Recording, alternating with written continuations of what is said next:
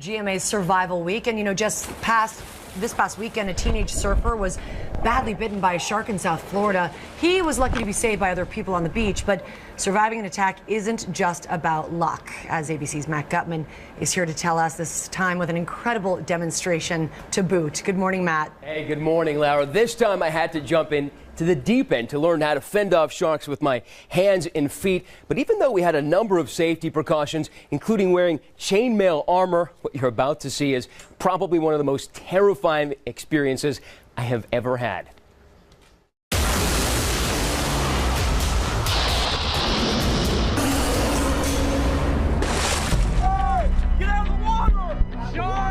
This is the terrifying moment a great white attacked swimmer Steve Robles just off a Los Angeles beach during an early morning swim. You could just hear everything crunch. I was staring at this shark eyeball to eyeball. Robles says he jabbed the shark's nose hard, and luckily it let go of him. It was the most frightening thing anyone could ever experience.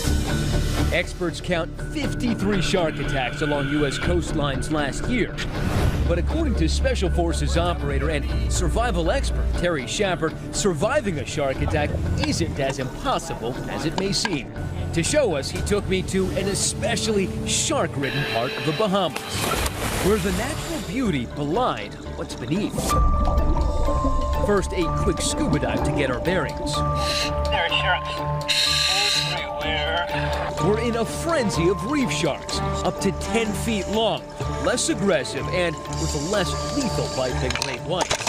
Here we go, man. We're right in the middle of the backyard. We're about to do what they tell you not to do, float on the surface where it's most dangerous to humans, because the sharks are flapping hands, legs, and feet can look like food. These sharks can smell a part of blood in a million parts of water, okay? So everything down there is going to smell like food, including you. We're simulating a normal person getting dumped in shark-infested waters. Trick is we have chainmail to protect us. Don't try this at home. You ready? No. Off we go. Gallantly, I let Terry go first. I just landed on one. They are just bumping us right and left. And it's in the midst of this school of 25 sharks that my lesson begins. Whether it's great whites or reef sharks, Terry says the advice is the same. So let's try to skip back to back. Now we're linked arms. Now we got each other for protection. But if we're on top of the water thrashing, Yep. that's potential food. Right. Stuff in their face. If they come in and it becomes an attack, Yep. you're gonna strike them. All right. Quick, fast, punch down, and that way you're gonna guarantee you're gonna hit them somewhere around here, and they don't like that. So it's the eyes, it's the gills, it's the nose, the snout. Exactly, man. This is where all their sensory stuff is concentrated. Okay. All you can do is fight and let them know I'm not going down easy. Within minutes, the sharks roll over us. And it's a fight to keep them off. The best thing for me right now is fending them off with my feet.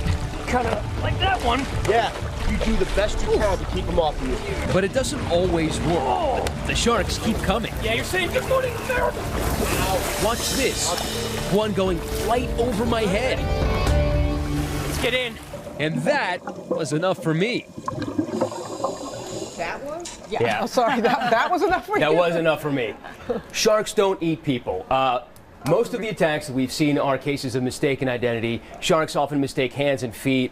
They don't have hands, so they use their mouths to taste things. So, you know, what's remarkable about this is that they didn't bite us. I mean, we're in the water. We gave them every opportunity to chomp on us, and they're smart enough to know, laughter here, smart enough to know the difference between fish and friend and man and Was there food. a point where you were just like, what am I doing? The entire endeavor was, I let Terry go first. I really didn't want to jump in.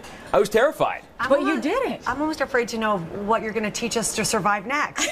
Plane crashes and boat crashes is next. But a caveat here, we did not hurt those sharks. We were just pushing them I off. was going to ask that, yeah. You volunteered for this assignment, right? I did. I enjoyed it. Maybe the last one, though. You and Ginger should go do something together. We're going to be like you guys tethered. make a great We're team. I think so too. I tell you what, you win the insane anchor of the month right there. 'Cause that right there, that was very impressive. Thank you. If I ever find myself in that situation, I now know what to do.